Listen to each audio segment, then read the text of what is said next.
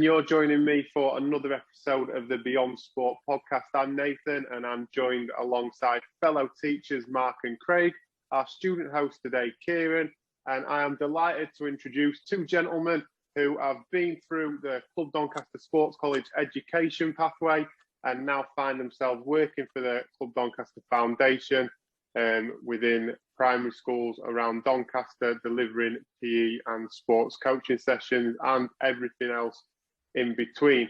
And that is Josh Gelder and Josh Bucknell. Good morning, fellas. Morning. Morning, gentlemen. So my first question for you boys is sort of take us back to your college days. What did you study with us? What courses did you do? And sort of any memorable moments from your time at the sports college. All right, so I started 2016 at my sports college. So I heard about the sports college from my dad. I wasn't quite sure what I was going to do after I left year 11. So I went to an open evening, and as soon as I went to the open evening, I spoke to Tim, Ben, I think it was Mark on the night, and as soon as I spoke to them, that was like what I wanted to do. So I got all my grades and everything, and I enrolled on the level 3 course. So I did that for 2 years. I wasn't really sure what I was going to do after that, but like memorable moments were like playing in the football team, practical lessons, some of the workshops that we did with you guys, so the teachers and stuff like that. So, for example, I always remember the coaching workshop we did with Mark, with the class as well. Times in the common room, and like going to Amsterdam in my first year and stuff like that. So that's like kind of like memorable moments. And playing in like the varsity games, like playing on the pitch and stuff like that as well. There were like key moments for me for like football. Yeah, well, only really to be fair, the only thing you missed were the only difference between mine and Bucknell's where I started a year early, and the my first year I started at the older college, which were just around at a different part of the stadium. Still, it were tiny to start off with. So the year group before me, there were hardly any. In my group, there were 2 small classes, but it was still the same. It was still the same feeling when you came in. It were like everyone would obviously, all teachers were obviously super friendly, super helpful, and it was the exact same with the enjoyment side of it. The practical side were fun. We didn't go to Amsterdam on the first year. We went to France, but that was still a good experience. We got to see different things. We obviously different people, but because it were a smaller group, it's like you're all a little bit closer. So it were quite good. And then the second year, that's when we went into the new one. That's when Josh started as well. And to be fair, everything he's mentioned is pretty much the same for me. We all did like the varsity matches, playing football. I studied the same. I studied level 3, same as Josh. So yeah, it was pretty similar to be fair. But you both kind of mentioned, obviously, playing football and representing the college, both kind of on our own home soil and abroad. But what kind of skills do you think that helped you develop as a person as well, playing and being part of a team, but also working with students from across all different courses? So like, I'd say like teamwork skills and stuff like that. You teach your life skills as well. So maybe people you wouldn't speak to in like your class. So for example, I always remember Kanan Harty, who we had in level 2 course, and before I were in my lesson and before I even played the football team, I never spoke to him before. So you kind of interacted, and when everything was COVID-free and everything, you had all 3 teams out on the AstroTurf training in their own sections. And what we do sometimes, we put everybody together. Everyone would mix, and it's good. It's not like any other college that you probably find out there, because everyone knew each other. So you go into the common room and you can sit with 5 or 6 different groups of people, and there was not really anybody who was left out or on their own. So like, you're always going to know people. If you go to the college, you're always going to have friends, and I still speak to them people like today and check up on me, check up on how they're doing, and you kind of make mates for life, really. I'd probably say, for me personally, it were my confidence really with football and just in general.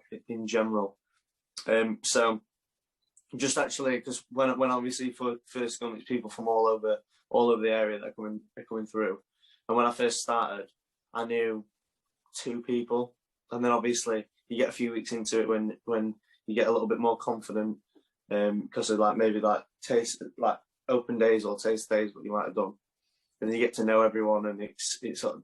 And then when it comes to football, obviously when I first started, I were a left back that it just started as a left back in second team, and I got a little bit more confident, and by the time I finished, I was playing as like a striker / winger in the first team. So it's like it was just, for me, it was confidence that really that my confidence that improved over my time on football and personally. LG, you touched on confidence. You know, that's obviously a massive skill when you're playing in an academy or you're at college or you're working. Alongside the confidence, what other skills did you develop at the college, and how did that put you in the best place for the apprenticeship? Well, I'd say things such as like I said, life skills, but I'll expand on that. So like timekeeping, like building relationships with people at the college. So as I built relationship with the teachers that I had at college, it helped me when I actually get a job, because I've got them good connections throughout. So if I needed help with anything, I can go to you guys, or I can speak to anybody else. I can go to Ben or Adi, and I can speak to them and see them for any help or anything like that. Timekeeping. So for example, my job's really important. I've got to be a certain place on time. You guys, as we're going to lesson and stuff, you guys are trying to make sure that we're always on time to lesson. And if we want on time to lesson, you tell us, and you tell us why it's important. You probably can't see why it's that important when you're at college. You think, oh, it's only a few minutes, but then when you go to like the apprenticeship or if you go to get a full-time job, then you can realise, right, oh, that's what Mark said, you know, about being on time and stuff like that. So yeah, just being professional and stuff like that, and manners and stuff like that anybody would need to have in a job. What about you in terms of obviously confidence, timekeeping's massive? Yeah. Well, to be fair, I agree with Josh with timekeeping, and then the other one probably say like your organisation. Like when I was at college, the amount of times I lost work, honestly I couldn't count, just because I weren't when I first started. That is, I just weren't organised. We had USB sticks. I think I went through 4 USB sticks in my first 2 weeks. I just kept losing it, and then which meant me losing all my work, which weren't good. But then obviously you get used to it, you get a little bit more organised, and then you start. And then obviously taking that into my job at minute, making sure we have to take registers, making sure that we hit deadlines on time and stuff like that, just making sure being organised. That's another important skill that I think I developed over my time at college as well. Definitely. I think that leads into Kieran's question about the progressing on to the apprenticeship. Yeah, how did the apprenticeship come about in the first place? So I kind of dropped on quite lucky. So I was midway through my first year, and we went to Amsterdam. So like towards the end of the first year, and we were on the way back from Amsterdam. And Ben Waters and Joe Fairbank, who were both second years before me. So Geld already knew about the apprenticeship, and he had offers from Foundation and another coaching company. They were not sure what they were going to do, and Tim spoke to them about two more opportunities that were coming up in the apprenticeship, and I kind of eavesdropped, being a nosy person I am myself, and I heard what they were saying about Tim saying like get your coaching badges, progress through the foundation and stuff like that, and I thought that's kind of something that I wanted to do. I left for another job after my first year in the coaching, and this teacher said that probably wasn't the best idea. So I did leave the sports college. I didn't take the teachers or tutors' advice. And after 3 weeks in that other job, I was messaging the Facebook page of sports college saying, yeah, I think I've made a mistake. Can I come back? Luckily enough, they said to me, yeah, you've still got your course, so you can come back onto your course and finish your second year. And then all the way through that, my second year, I just wanted to work towards that. So like I was saying with Mark's workshops and stuff like that, when he was talking about we got the chance to coach our class, that's probably the toughest session I've ever done, because you're teaching like your peers and your friends and stuff like that. So if you can coach in that, then you can coach in anything. So sort of obviously you're both, given COVID and stuff, I know it's been a bit rough of late over the past year, but on a normal day you'd be in schools delivering. what are your day-to-day roles, and sort of what does it look like as a foundation sports coach? Because obviously delivering's at the forefront, but surely there's, well, we know as teachers a lot that goes on in the background. Yeah, it's quite a lot different at the minute, to be fair. So usually we'd both be doing similar things, me and Josh. Our roles are community sports coaches. So we'd be going out, and our main two things would be schools and kicks, where we obviously go into schools and we teach PE. To be fair, you've got PE, you've got primary stars, which is like maths and literacy and stuff like that. And then you got different workshops that you do in schools, and then the kicks is football sessions that are put on in deprived areas around Doncaster, where kids can come for free and play, and we put them sessions on. They're more evening sessions. But obviously, with everything that's going off, there's no kicks. Schools numbers have been limited, so I think these last 2 terms I've taught this one class with 3 kids in it, and it's just different when there's usually like 20. It's been down to 3 kids, so it's a big difference. You have to adapt to that, and then with it as well, we're doing all the live stuff. So we've got got a live workout on a Monday morning, where schools and people from home can log on and join in. We've been doing a lot of live. Like yesterday again, I did like a live reading for World Book Day. So I read a book and talked about my favourite books when I was a kid to some schools and children working from home. So it's been a lot very different to usual, and having to use a little bit more technology and just doing a lot of things more like live videos going on Facebook and Twitter and stuff like that. So I've been doing like the challenge videos that have been going out. What a typical day would look like if everything was back to normal. If we talk, there's kind of like 3 options. So there's like a full day where you might start with a breakfast club, 2 lessons in the morning, a dinner club. You'd have your own dinner in between that, and then you'd have 2 more lessons and like an after-school club. That's what like a full day at a school like. So that's like what I have on a Thursday at one of my schools. A half day would look at where you start at 12 o'clock. So you might be in the office in the morning doing admin, or for example, what we're doing now, working from home, and then you go into your school, dinner club, 2 lessons in the afternoon, and then you've got an after-school club. So that could be football, it could be anything, multi-skills. And then some sessions are like just an hour. So that might be a 1 hour dinner club, you go to school just for an hour. Or like, for example, I go to school on a Friday and they have like a reward session. So for good behaviour for the week and stuff like that, they're rewarded by choosing if they want to come to us, or they can go watch a movie or something on a Friday afternoon and play football and any multi-skill sports. Brilliant. And kind of obviously you've mentioned lots of different projects, obviously working in schools, doing the kick stuff. I know previously you mentioned about working in the prison and stuff. What are kind of some of your biggest challenges when working with these different kinds of groups? I'd say adapting to the group. So like I said, if you're coaching in the prison in the morning, going to the school in the afternoon, and maybe you can't speak to how you speak to people in prison, how you speak to someone who's a class who's like reception 5 years old and stuff. So just constantly adapting to how you are. It's the same again, if you're in a school, you want to speak to kids in a primary school, how you speak to the lads or anybody who goes to the sessions, for the kick sessions. So they're like teenagers, they're older, secondary school. They'll be similar age to the college students that you guys have got. So it's like adapting. It's like us guys come into being a college and speaking to your college students how we speak to the primary school students. I don't think that we receive that well. You talked about the work that you do with kicks and getting in schools and your after school activities and all the good work that you're doing. Is it just football, or is there multi sports that you have to deliver? Yeah, it's all different ones. So when I first started, I thought mainly I'd be coaching football and this and that. But then as you go on, you realise that you don't actually. I think Josh is same as well. To be fair, when you're coaching, I prefer to coach anything else other than football. Just because it gets repetitive. We had that much football for our life. Like at the minute, I've been teaching the last 2 terms in one of my schools. I've done gymnastics, and now I'm doing dance, which is it's out of my comfort zone, but it's something different, and I'd much rather do that than coach football at times. just because it gets so repetitive, and there's more scope to do different things when you've got a different topic. When you got football, you do passing, you do dribbling, you do shooting. But then we've done it that many times that you start repeating yourself.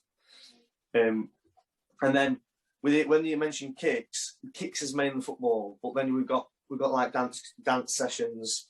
We're looking to start up a new project where the kick session would involve us maybe like some boxing gear, some where they can come inside and play video games and interact with people as well as playing football. So there's that side of it that we're trying to do as well. But yeah, it just depends what sort of session. And after school clubs again varies. So some people ask for after school football to improve their school football team, and some schools ask just after school club, whatever you think's best, whatever the kids want to do. Which most of the time is not football; it's multi-sport. You've got dodgeball, might do basketball, and little other games like that. The thing is, as well, you've got to be able to adapt. You don't just go into a school and choose what you want to do. Sometimes you go into a school and they'll give us a list, and it'll have the 6 terms on, and it'll say, right, we want invasion games term 1, gymnastics term 2, teamwork skills like 3, and it's like, so you've got to be able to adapt, because if you're going to school and they want invasion games, you're not doing invasion games, then the school's not really very, very happy. So you have got to be able to adapt. So like the level 2 is like the bare minimum to be like a lead coach, and they will get, if anybody goes on to the apprenticeship, I'm sure if you speak to bosses that they can maybe sort something out and trying to work towards that level 2. But me and Gerald we had a gymnastics day, so enable us to go and teach gymnastics in school. We had a gymnastics day that was very, very interesting. So we've been put through a qualification. I know there's like multi-skills and multi-sports qualifications as well that me and Gerald will like to work towards in the future. So there's so many options, but you have got to be able to adapt, and that'll come through the apprenticeship. Whether you do that, you get taught by us like we've been taught by the previous league coaches as well. What's the best piece of advice you have given in your career so far? When someone at college told me to actually go for the apprenticeship, because I had a choice between 2. I had a choice between going to another organisation as an apprentice, where I had meetings with them, and I had a choice to come to the foundation. And I honestly were probably edging towards going the other way, because I had a conversation with a guy who wanted me to go for the apprenticeship, and I were all there. And my dad turned around to me and said, "Well, why don't you see both options? Have a word with someone at the foundation first, and then make a decision." And so then I went and spoke to Ben, and Ben just told me all the all the good things that happen at the foundation, all the positives that you can get out of it, and everything like that. And then straight away, I didn't even think. I just straight away changed my mind and chose to come to the foundation. But the advice that Ben gave me, I definitely wouldn't 100%. If I had the choice, I wouldn't even think twice. I'd definitely go for the foundation. So that little bit of advice that I got given there was probably one of the best I had.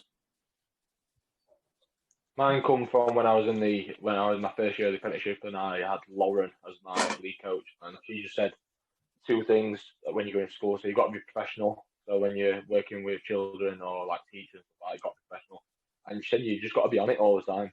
So what she said, whether you're doing admin, whether it's like college work for your students, or whether it's like delivery, you're gonna have some days where you think, oh, I can't really be bothered. But you've got to be constantly on it, because while you're not working your hardest or you're not on it, then somebody else is working harder than you, and they're getting better on you. So like that's gonna look better for them. So if you're always looking constantly better than them, then it looks good in your favour, whether you in any job. So when you think back to yourselves as being students, obviously you sort of see it from one side of the desk, and then when you go into education and you start delivering and leading, you see it from a completely different perspective from the other side of the desk. And when you get put in front of that first class, it can come across as very daunting.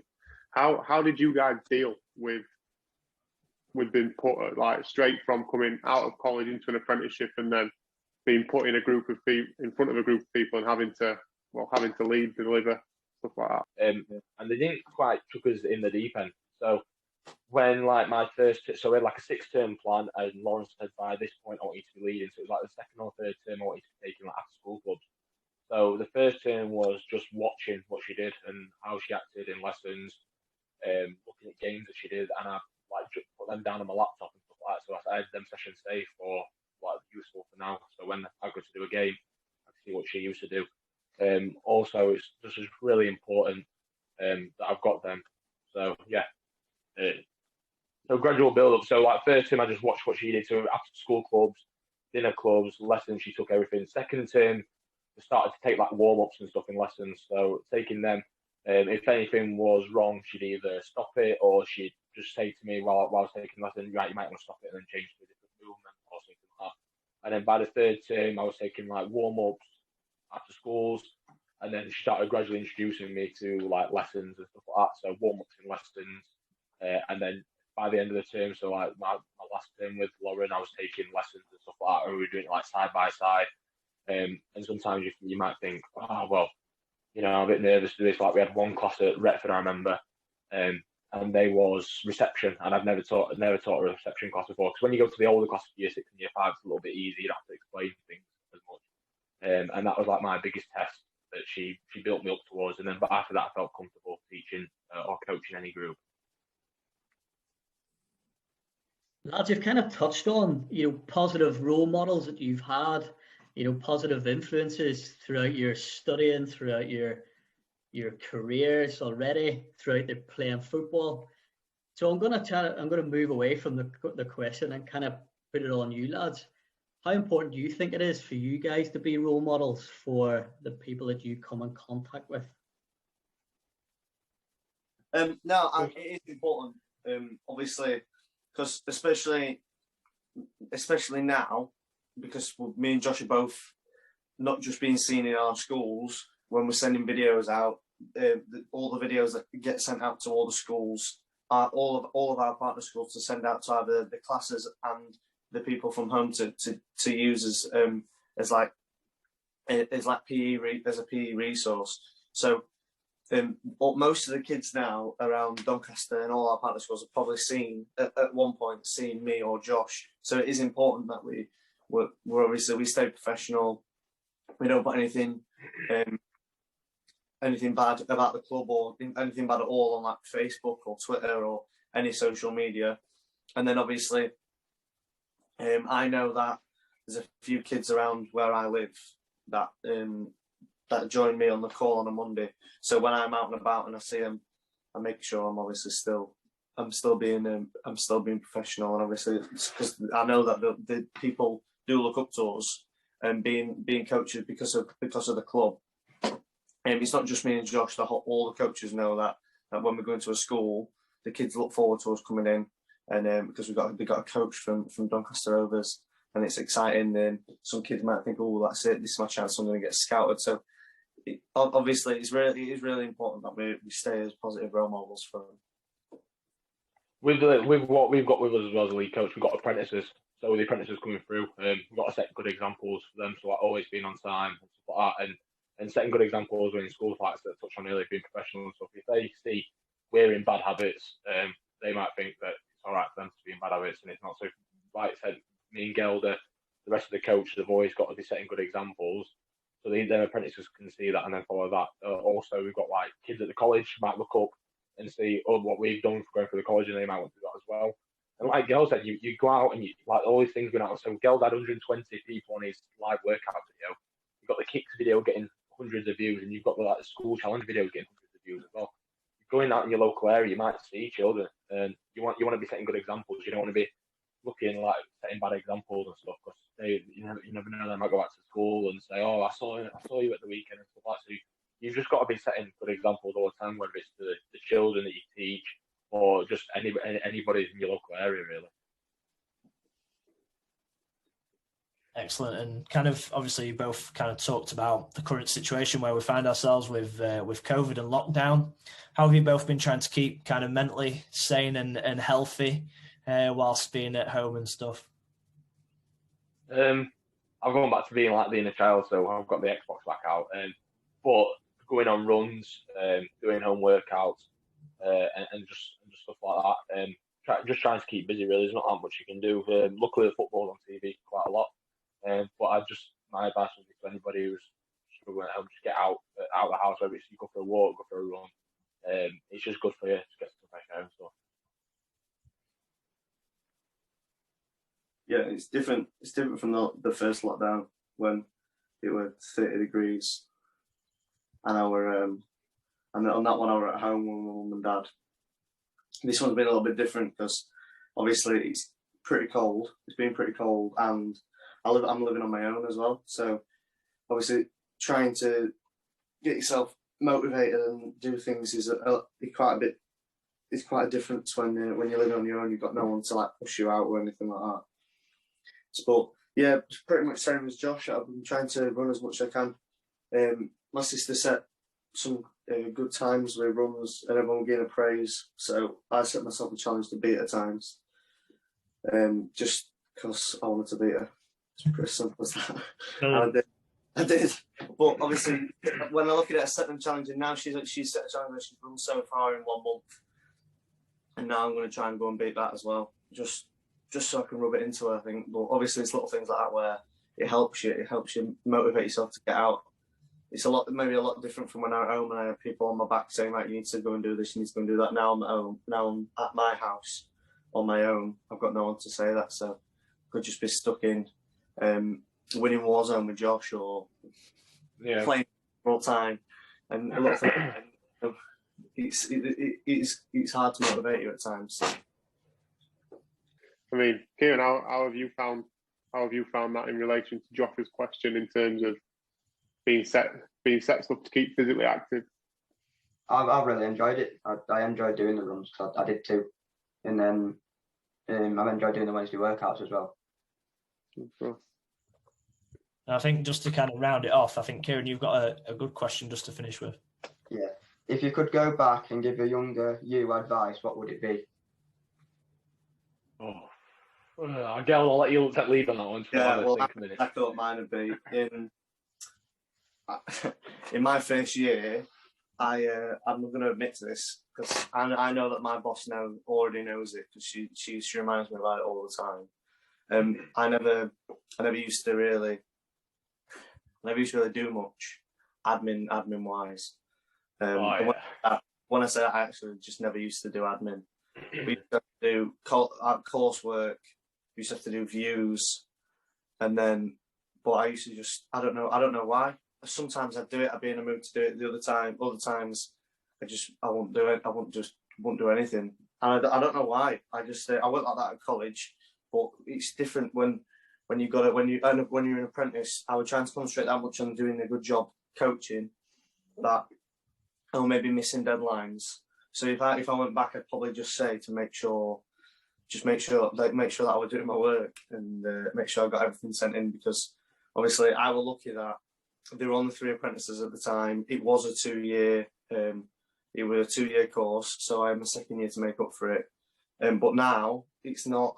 You've got lots more people applying for the apprenticeship. It's only an 18-month course, so you want to make sure that you do everything as you should be, or they won't keep you on. I was lucky because I feel like if I was how I was then now, I don't think I'd be getting an apprenticeship. I don't think I'd be getting a job out of the apprenticeship. So that'd be my advice. My advice would be pretty similar to Gelder's then. So I was going to schools on my delivery, and the boss was saying, "Oh, your delivery is really good. Where's your paperwork for what you're doing and your planning and stuff?" I was like, "Oh, well, it's not quite done yet." And there was one of the boss said to me that the paperwork sets the basis for everything. So if you go to school, you might be able to think of what you had. Oh, we're doing invasion games today. Oh, we're going to do this then. But you've got no proof of what you've been doing with them. Yeah, it's like when you're working when you're older, you've always got to have proof of anything that you're doing at a job, because then when your bosses turn around and say, "Well, where's your work?" they say, "Well, I don't know that." And so my advice would be to any college student to look at like people around them and see who's working the hardest, and you've got to work twice as hard as them, because like Gelder said, now there's more competition for the apprenticeship. It's not like where Gelder was only 3 who applied for it in 3 positions. There was 3 or 4 for when I went, but now there's going to be maybe 10, 15 people who look at the apprenticeship as well. The apprenticeship's like becoming more public, so more people know about it as well. Yeah. So then more people apply. So I'd say build good relationships with you guys as tutors, teachers, because that certainly helps as you get into the job. So if I, like I said earlier in the video, if I need any help, then I can go to you guys and ask for it. I'm sure you'd help me. And same with you guys, if you ever need anything from us, then you guys can help us. So if we had a bit of a tough relationship where we didn't really see eye to eye or didn't really get on, that could make my job quite difficult, because I knew that I couldn't go to you for help. So I'd say build good relationships with you guys and just make sure work and everything on time and put on. No, that's class, guys, and just to sort of say like a massive thank you on behalf of us for coming on the podcast and being so open and honest about your journey from being Club Doncaster Sports College students right through to where you are now impacting hundreds of children's lives across the town through sport as a tool. So it really is inspiring for our current students to look up to and see that as a viable pathway upon completion of their studies. So thank you for that, fellas, and good luck with everything as the world starts turning back to some kind of normality. Hopefully. Thank you. Thank you. Cheers, mate.